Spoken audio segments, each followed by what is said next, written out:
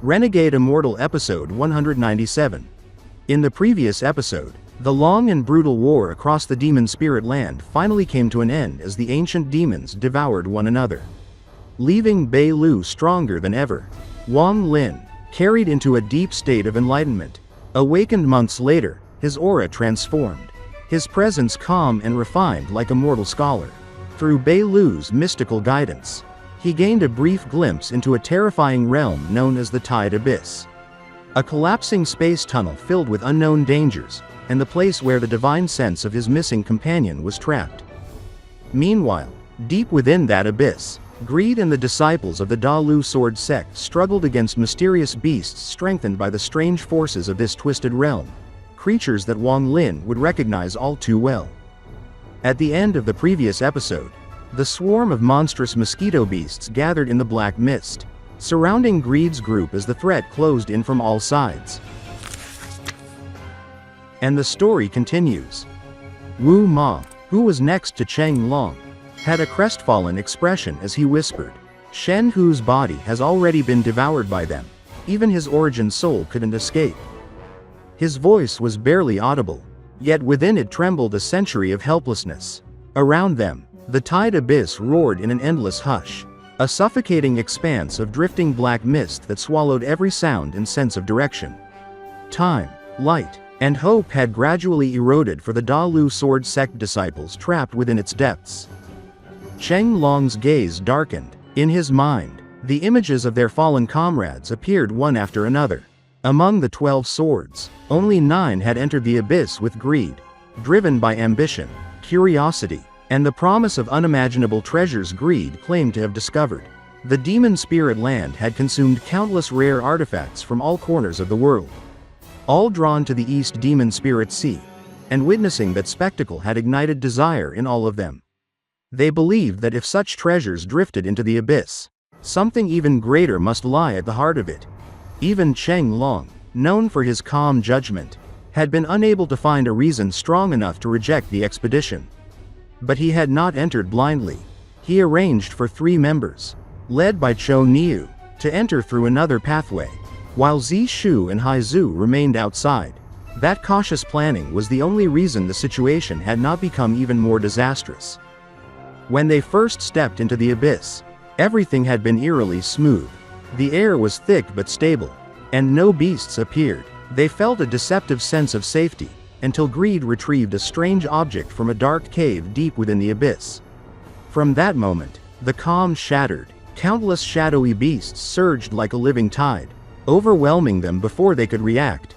Formless and silent, these creatures were drawn to whatever greed had taken, their hunger endless.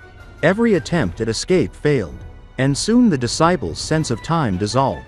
Inside this prison of swirling mist, there was no sun or moon, only an eternal night. 100 years passed like a slow exhale, draining their willpower day by day. It was during one of their desperate attempts to force a breakthrough that Shen Hou perished. In his final struggle, he unleashed their master's precious sword energy, tearing apart several beasts. But in the end, sheer numbers drowned him, devouring his body and consuming even his origin soul. Chen Long and the surviving 4 disciples finally realized that even if they pooled all their sword energies, they still could not cut a path through the abyss. The beasts were too many, and their instincts too focused on greed's stolen item. A silent tension settled over the group. Finally, Chen Long rose to his feet, the determination in his expression hardening. His movement alarmed the others, who also stood and instinctively formed a circle around greed. Their breathing grew rough, and their hands hovered near their swords. They had endured fear and confusion for too long. Answers were no longer something they wanted, they were something they needed. Greed slowly lifted his head. His darkened eyes flicked from one disciple to the next before he let out a hoarse laugh that echoed unnaturally through the heavy fog. When Chen Long demanded to know what he had taken from the cave, Greed produced an oval egg shrouded in deathly aura.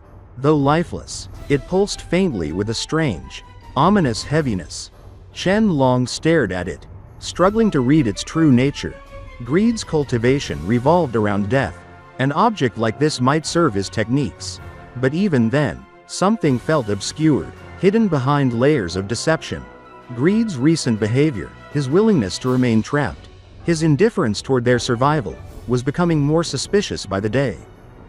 Greed's dismissive words only deepened their unease. He warned them coldly, reminding them that when he began cultivating, none of them had even been born. His voice, soft yet infused with power, crashed into their minds like thunder. All except Chen Long stepped back involuntarily. Chen Long lowered his head, masking the killing intent flashing in his eyes. He apologized respectfully, speaking of impatience and the hardship of their century-long imprisonment.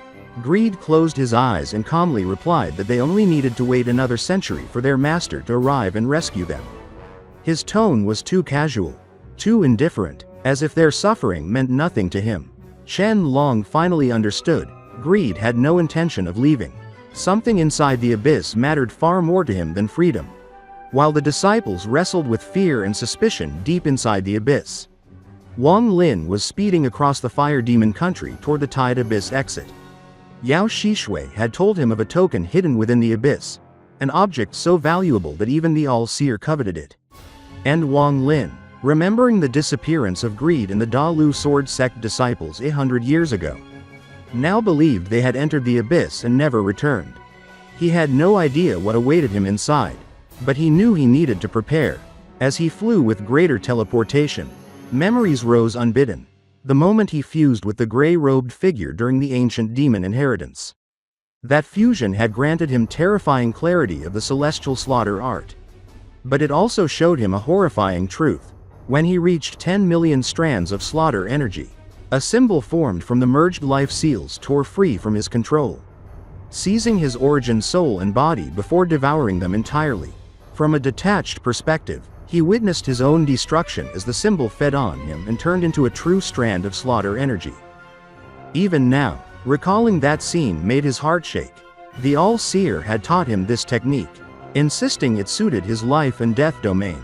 But now Wang Lin began to question whether the All-Seer had been nurturing him, or raising him as a resource to harvest. He could not confirm anything yet.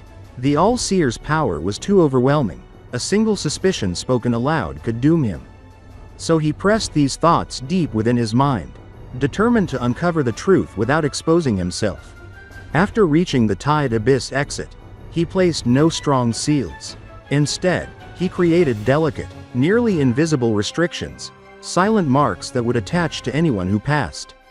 They held no force, only function, allowing him to track whoever might emerge from the abyss unless their cultivation far surpassed his. Once his preparations were finished, he left for the water demon country. Zhou Yi was still missing inside the abyss, and Wang Lin owed him a debt that could never be ignored. If Zhou Yi still lived, then Wang Lin would find him, no matter how deep he had fallen. And besides Zhou Yi, Wang Lin had also once glimpsed wealth during the tide phase. That alone made this journey unavoidable. Several days later, he arrived at the western region of the water demon country. The entire landscape was blanketed by swirling clouds, forming what was known as the Cloud Sea. Hidden deep beneath those rolling layers of mist was a colossal crack stretching endlessly across the land. It sank into darkness like a wound carved into the world. This was one of the entrances to the Tide Abyss. And at the edge of that Cloud Sea, 4 cultivators, 2 men and 2 women, stood outside the sea of clouds and looked inside. In this episode, we saw the truth behind Greed's 100-year trap inside the Tide Abyss finally surface.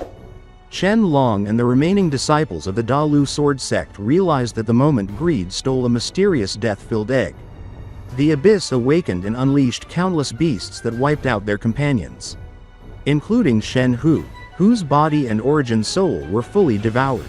As their hope faded, suspicion grew, especially when Greed showed no intention of escaping and seemed strangely comfortable remaining trapped.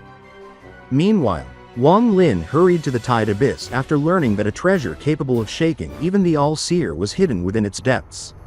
On his way, he revisited the terrifying truth behind the celestial slaughter art, how reaching 10 million strands of slaughter energy would have turned him into a symbol meant to be harvested. To avoid alerting the All-Seer, he hid his suspicions and placed subtle tracking restrictions at the Fire Demon Country exit before heading to the Water Demon Country to search for Zhou Yi. The man he owes a life debt to. What happens next? Stay tuned for the next episode of Renegade Immortal. If you enjoyed this episode or found it interesting, don't forget to like the video and subscribe to the channel to receive notifications about the latest episodes in Wang Lin's journey. Thank you for watching, and see you again in the next videos.